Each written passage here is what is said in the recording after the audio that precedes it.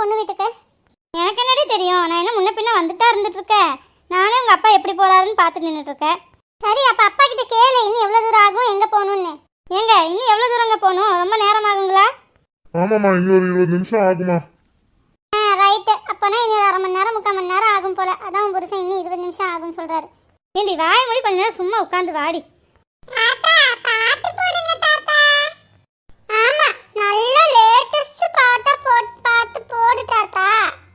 ஏம்மா, எனக்கு அதெல்லாம் போட வராதுமா, அதெல்லாம் உன் மாமா தான் போடுவான். நான் வேணா எஃப்எம் ஏதாவது போடட்டுமா?